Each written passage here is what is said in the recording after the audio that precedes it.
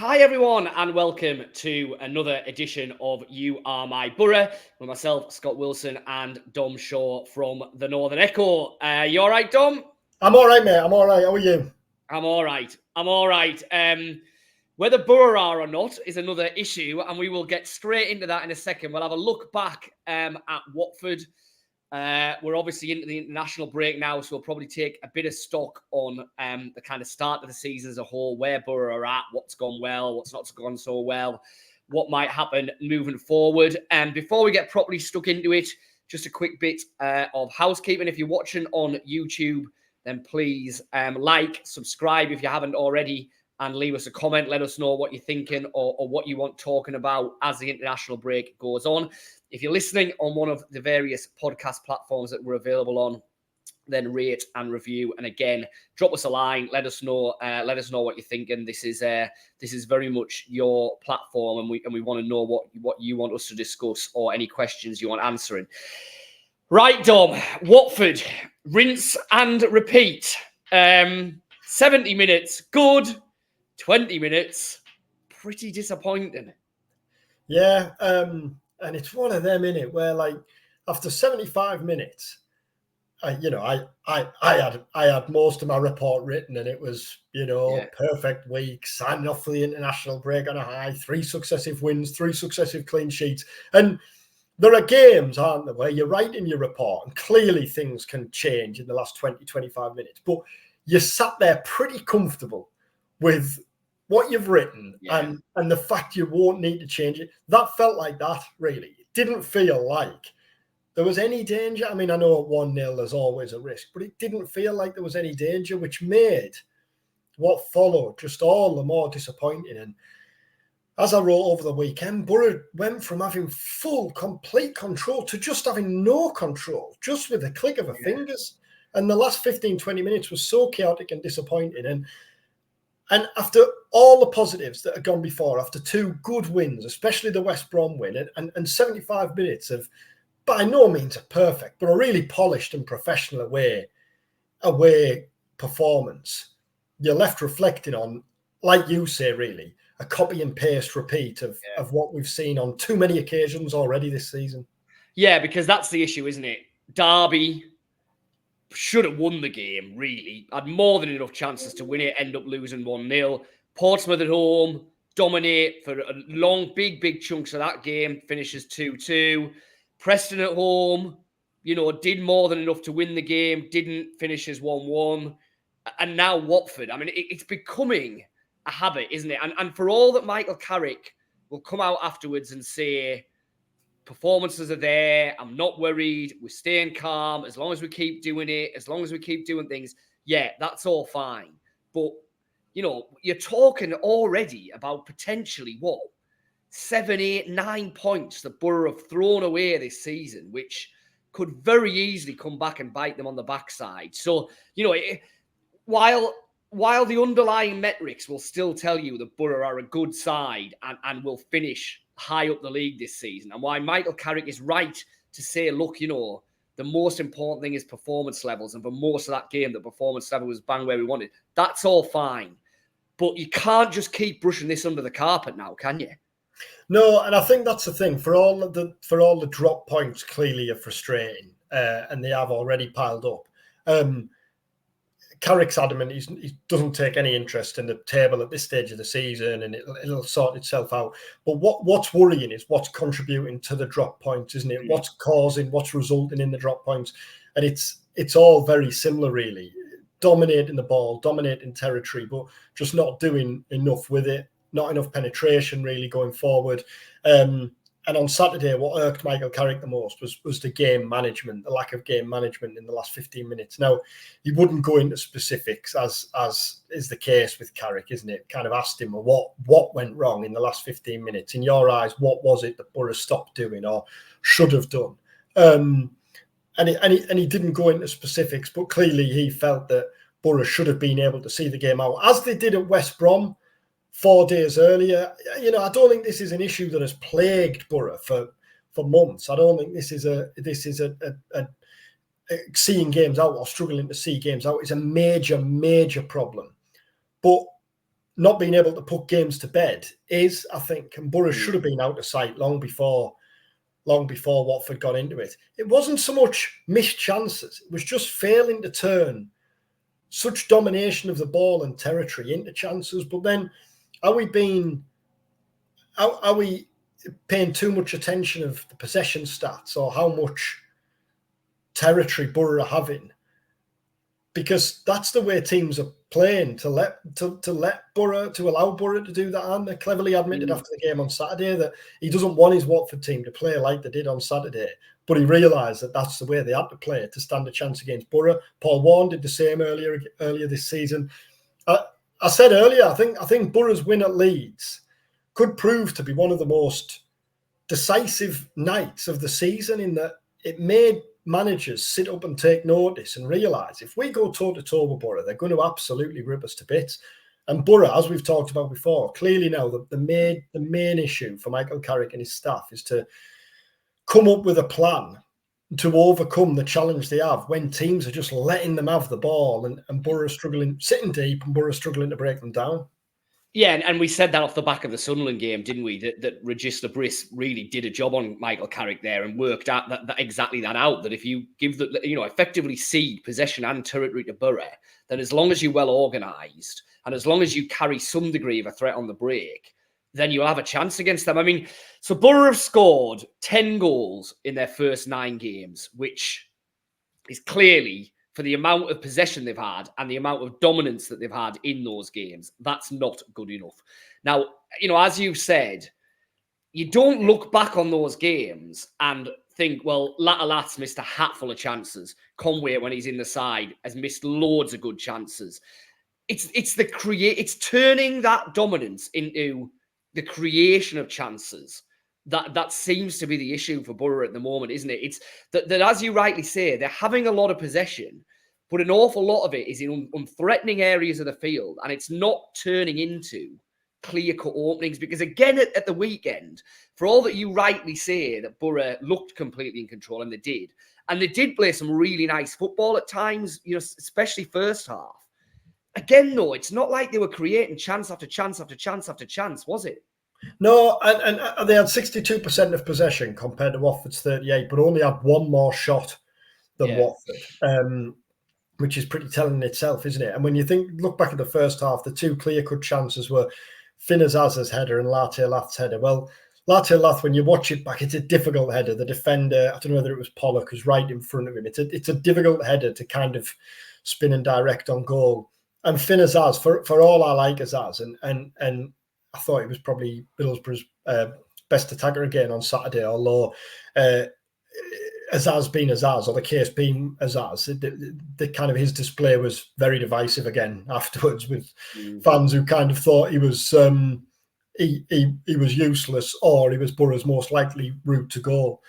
He had the chance with his header as well, but I mean, for all Finn Azaz is a threat in the final third, he's not a threat in the air. He's not an aerial presence. You don't want your best chances to be falling to Finn Azaz with a header, do you? Now, in the second half, they had that string of chances or opportunities maybe after the goal. Latte Lath just offside, Latte Lath shot, Dork's chance. But then other than that, again, you're digging deep to half chances, and it was a lot of openings and a lot of good opportunities that Boro just really failed to make the very most of, I think. And that's the thing, isn't it? That's why teams, I think, are comfortable letting Boro have the ball, because for all Boro look very polished, how much are they really hurting teams? And so we'll get to the other end of the pitch in a minute, but one last one on that and on the attack then.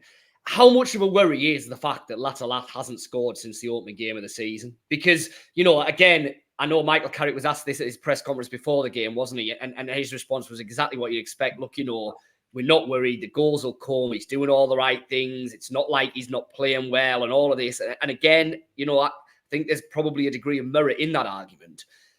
But the reality is that in the second half of last season, every time Latte Lath went on the pitch, you felt like he was going to score.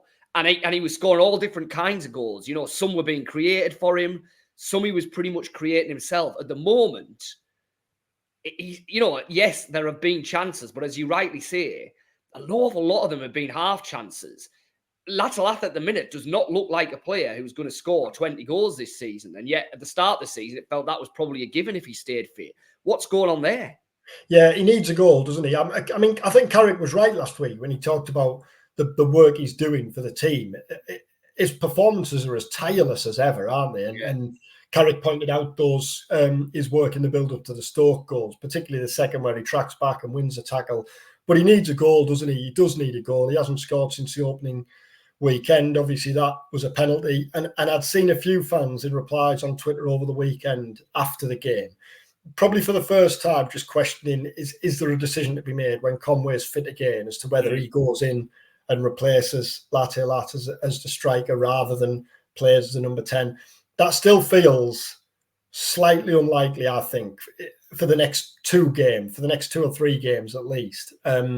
If Conway's fit for that Bristol City game and he starts, I think it's more likely he starts as the 10 than as the 9 instead of Latte Lath. But he needs a goal. And I don't think there's any coincidence as well that when's Latte Lath at his best? On the shoulder of the last man, looking to get him behind, using his pace. Well, he can't really do that because of what we've discussed, because teams are sitting deep. So there's not really the space for him to exploit him behind. So he's having to come to feet a bit more. It's more about him kind of coming to life in and around the box. He is having chances, isn't he? There's been 2 or 3 chances spring to mind immediately where you think, if he's in the form at the end of last season, does he score that?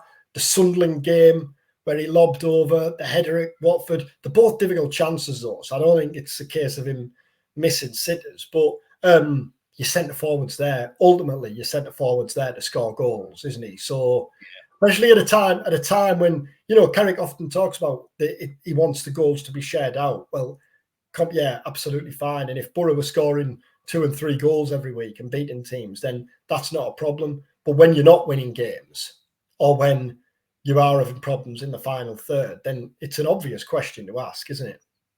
Yeah, I think you make a fair point there about the fact that, you know, there's been very, very few times this season in any of the games Boro have played that Latte Lath has got beyond the last defender and broken through on goal, which, as you rightly say, was an awful lot on what he was doing in the back end of last season. And he does it for his goal. He does it for his goal on Saturday when it's disallowed, but he's 50 yards off. But he's off, yeah. But it's getting the chance to do that, isn't it? It's getting the opportunity to do that when teams are just camping out in their own penalty box. So that's clearly something that Boro are going to have to look to solve or come up with a different way of making Latte Lath effective. At the other end of the pitch, the issue obviously is if you're not putting games to bed, then you are always vulnerable to a defensive error or a mistake or a bit of genius from the opposition or whatever. And again, all of those games that we talk about where Boro have dropped points, you know, I don't think in any of them they've been ripped apart or really been placed under the cosh. It's been sloppy mistakes, lack of concentration, maybe because, you know, you have been coasting towards it. And it feels like, on Saturday, when the momentum shifts in a game, Boro find it difficult to solve that, don't they? That as you say, all of a sudden, a switch is flicked and the game gets away from them. And it's interesting. I haven't got the stats or the games to hand here, but I remember a couple of times last year we talked about Boro conceding a flurry of goals, conceding a goal and then going to pot for what, 10, 15 minutes afterwards. Why is that? Is it a lack of leadership on the pitch? I mean, you kind of come away from that game on Saturday thinking, is that a game where you need Johnny Howson on there? Would Matt Clark have made a difference being on the pitch rather than on the bench? But then for the last 3-4 weeks, we've been purring about Aidan Morris. And when the team was selected, I think everyone agrees that George Edmondson deserved to keep his place in the team. So it's easy to be wise after the event with stuff like that, isn't it? But Boro, I think, were naive in the last 15 minutes. I mean, for the equalising goal, the court committing bodies forward. You're 1-0 up with 15 minutes to go. And then after you've conceded the goal, well, if you're not going to win it, then don't lose it. The momentum of the game's changed, but just get a grip again and make sure you see your point out. The second goal was a bad one, wasn't it? Just so simple, flicked header, bar peels off his man. I think it was Ayling who went to sleep. And the first one, I think De Jong's got to do better. It was first put to me straight afterwards. I'd only seen one replay, and I thought, that's harsh. because it was just a quick replay. But then when you watch it back again from behind the goal, it's quite central, isn't it? Plenty of time. I don't think he's particularly unsighted. And like you say, I think the disappointing thing there, or the frustrating thing is, on the whole, I think Boro have defended well this season. In fact, only on Saturday morning, we'd written a piece about the defensive improvement and the numbers behind it. And I think at the time, maybe only 2 teams had a better defensive record. They'd only conceded 13 shots on target in their 8 games. And when you look at the goals conceded, it's been just momentary lapses, hasn't it? The Derby goal, the Portsmouth goals, the Sunderland goal, and you can add those goals to it on Saturday. They all count, don't they? I don't think Carrick will be overly concerned about the defence. I think there's been an improvement there. But the problem is, when you're not putting games to bed, when you're only a goal ahead, all it takes is that momentary lapse, doesn't it? It does, and I do think that the point you made about game management is a relevant one, and you know, you're absolutely right. Aidan Morris and Hayden Hackney have formed a superb central midfield partnership at times this season, and when they're able to play and get on the front foot and dictate a game as they did at West Brom in the week, they look a really, really good unit. The question mark is always going to be if Boro are under the cosh for a 5 or 10 minute spell. Neither of them is a particularly natural defensive midfielder in the mould of a Johnny Howson. Do Boro lose something when they don't have that type of player in the team?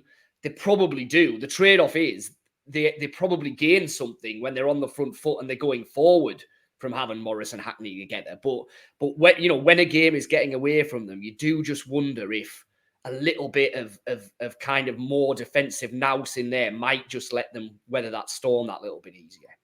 And the frustration is as well, I think, is the fact that you're going into an international break now with that stewing, because I know football doesn't work like this, but as I say, you're 15 minutes away from the perfect week, and Boro did a lot of good stuff last week, didn't they? The Stoke win was exactly what they needed. The West Brom win, really, no matter what they go on to do this season, will be one of the best results they have all season to go and win at West Brom. And then you're close to capping it all off with what was, as I said at the start, really not a perfect performance, but a polished away performance. And yet, because of the way football is, and you're going into an international break now, kind of on the back of that disappointment. And for all Carrick was keen to stress to us after the game, that we'll be balanced. We'll look at the 75 minutes of all the good stuff, and I'll look at that, and that makes me convinced that we're going to be just right this season. I can completely see why he believes that, why he's saying that. But I don't know if you'd listened to his interview with Mark Drury on BBC Tees. Mark said to him at the end, "You're as fed up as I think I've seen you after the game." And Carrick just said, "Yeah."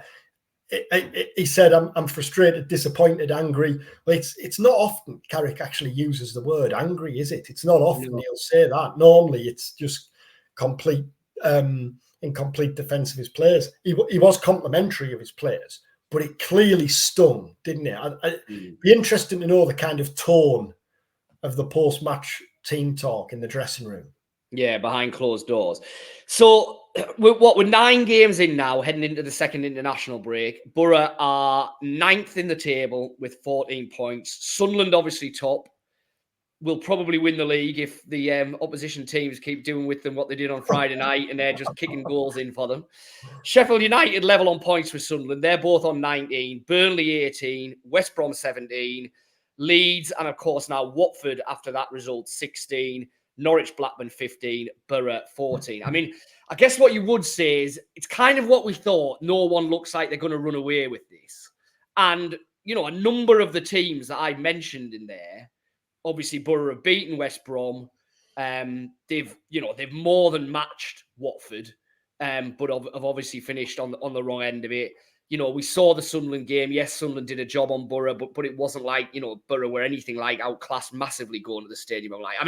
There's nothing to fear in this league, but it feels a bit frustrating that you've got that 5-point gap when I think, even if they just won one of those games where they've thrown those points away, they're probably in the playoff positions. And you're right, it doesn't matter at this stage of the season. But, there is a gap there that Boro are still going to have to bridge, isn't there?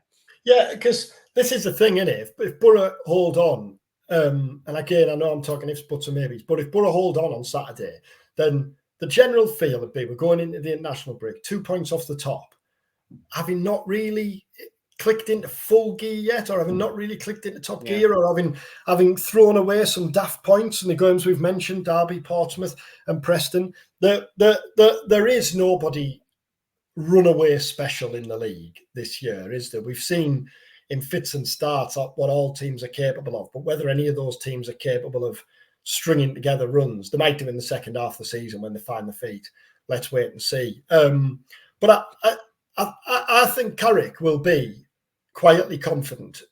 I think there was clearly a confidence before a ball was kicked this season that Boro are going to be in the mix. I still think that will absolutely be the case behind the scenes, while obviously being aware of the understanding that they can't just keep throwing points away like they are. And there are issues that clearly need addressing, don't they? Boro can't just continue in this way. On Saturday, for example, they were aiming for Ben Doak all the time. Well, Ken Sema did a good job on him at left back. And it felt like they just kept continued aiming for Doak rather than maybe mixing it up a bit. I do think that we need to see a bit more variety in Boro's attacking play. But it does feel equally like you look at the league and think, well, Boro haven't got going yet. But it's been a story of what should have been, really. And yet, as I say, you don't throw those daft points away on Saturday. You're 2 points off the top. What did you make of Hamilton at the weekend? I've got to admit, having obviously been down at the Hawthorns, I was surprised that he didn't still stick with McGree.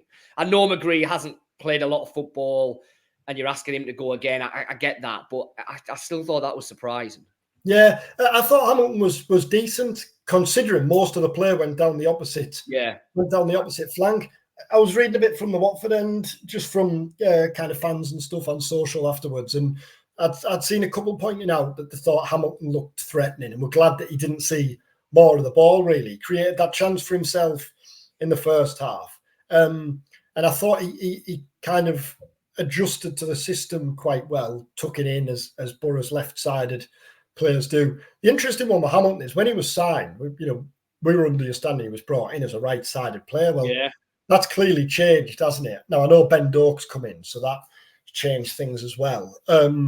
But the other thing with that is, like Delano Bergzorg, when Bergzorg came in, we were told Bergzorg can play on the left. Well, Hamilton's clearly above Bergzorg. I know it's horses for courses and different players suit different games, but Hamilton was selected above Bergzorg there, with Conway being out, Azaz has been the number 10 rather than Bergzorg.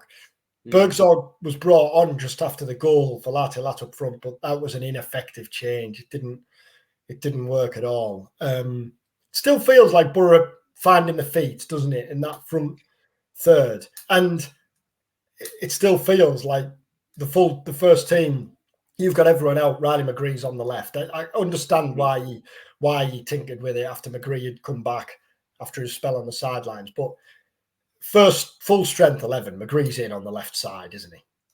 And so when we talk about options and teams and stuff like that, Johnny Howson, Dale Fry, Darragh Lenihan, who of them do you think will be back, if not immediately after the international break, then pretty soon afterwards? And to what extent do you think they go straight back in? Well, Conway first, you would expect him to be back. He's not away with I missed Conway as well, Yeah, so he's not away with Scotland, which I think is beneficial. So if he's back in training this week, then I'd probably expect him to go in, especially with it being against Bristol City. He'll be desperate to play, won't he? Yeah, he will. So I think he goes back in. The interesting one there is whether it's 10 or up front. Howson will be close after the international break. Carrick said Dale Fry's had 10 days of training now under his belt, or had done at the Watford game. So he'll have had, 3.5 weeks by the time, full training by the time it comes around. Like, clearly, Carrick won't rush him. He hasn't played since February. I think it was Bristol City's last visit, actually, the last game he played. But he's going to be there or thereabouts, isn't he? Certainly come the end of the month. Lenihan further down the line, we're told. Tommy Smith further down the line. The other one is Marcus Force. Yeah, who obviously came on, didn't he? Used, a couple of weeks now. That's a big boost having him back, isn't it? just on McGree, obviously he's away with Australia, but I could do without that, I think. Yeah. After his spell on the sidelines, you'd want him around. But as Carrick said a couple of times, like that's kind of life at the top end of the championship, isn't it? Really, when you sign players of that ilk, you've got to accept that they're likely to be away with internationals come this time of the year. And so, just before we wrap up, then, I mean, how, we've kind of touched on it, but how would you assess the season thus far? I mean, is it a case of the building blocks are there, Boro just have to decide which ones they're going to use and iron out the mistakes that have proved so costly so far? Yeah, I think it's kind of promising and concerning in equal measure, really. Yeah. Promising in that Boro aren't far away, are they? They're not far away when you look at the league table. They're not far away when you look at results. And it still feels like we haven't seen anything like the best of this Boro side yet. Concerning in that the points have thrown away have been rinse and repeat, as you said at the start. And unless Boro address the issues that are contributing to that, then that'll continue, won't it? I mean, the issues are slapping them in the face, aren't they? So you can't ignore them. That you would think that they've got to be addressed. But yeah, I know it's sitting on the fence, but I think there's kind of bits to be encouraged about, but bits to be concerned about as well. I know you touched on it. And what do you think? I know you touched on it. What I do think is there's now to be scared of in this league this year. I think half-term report B. Yeah. I don't think it's quite a B plus. I think that there's been elements of the performance that have been around there, but I think the frustration is that it feels like there's an awful lot more to come out with this team, and for whatever reason, we're just not quite seeing it at the moment. And part of that, as you've said, is that at the moment it feels like opposition teams have pretty much worked out what to do against Boro, and I think that is a challenge for Michael Carrick now. He's overcome various different challenges throughout his Boro career so far, and there have been times when we felt like he was having to find solutions to things. Well, I think this is the case with that now. I think if you're an opposition manager that's going to be playing Boro at any time in the near future, you pretty much know, I think, what you're going to try to do, and Boro have to come up with a way of solving that. And as you said, for long periods of that Watford game, they had, the West Brom game, they controlled the whole of that game. They controlled big chunks of the Watford game, but it's when you're then not putting that game to bed, you're always vulnerable to that kind of mad 5 or 10 minutes. And that still seems to be a trait of this Boro team that, as you said, when the wheels come off, then for a short period of time, they really do come off sometimes. And what looks a really comfortable game can change very, very quickly. But I still think you'd rather be in the position that they're in, which is that the players are there. The squad still looks really strong and really deep. They're playing in a league, as you rightly say, where I don't think there is a standout side. I don't think anyone's going to, threaten the 100-point mark or anything like that this season. So it's there for the taking for Boro. It's just frustrating that on a few key moments this season, they've let themselves down. And I think the other frustration, just to wrap up, is when you say there's no standout side. I don't think there's any reason why Boro can't be the standout side. Yeah. The squad, as we said at the start, what we've seen in the early stages of the season has done nothing to change what I and we said before the start of the season. The squad is strong and balanced and doesn't look particularly weak in any areas. And even though Boro have missed like a number of key players in the early weeks of the season, House and Vandenberg, Conway, McGree, there's been a fair few out that Boro could have done without.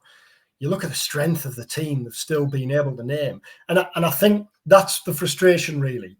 You're looking at this team and thinking Boro should be seeing those games out and should be winning those games and should be beating Derby away and shouldn't be losing to Watford, having dominated for 75 minutes and getting yourselves in front. I think that's the frustration. The frustration is what this team could and should be, I think. Well, as we said, thanks for watching, thanks for listening. Tell your mates, make sure that they're all on board, and anything that you want us to chat about, please do get in touch. Whether it's via the comments on the YouTube or the podcast, or whether it's giving us a message on X or anything like that, let us know. We'll be back at the start of next week for more of a chinwag, and then we will also, the back end of next week, be starting to have a proper look into that Bristol City game, and obviously Michael Carrick will be back doing his press conference and stuff, and we'll have a proper chat around that. But let us know what you're thinking. Let us know anything you want talking about, and we'll be back next week for some more You Are My Boro.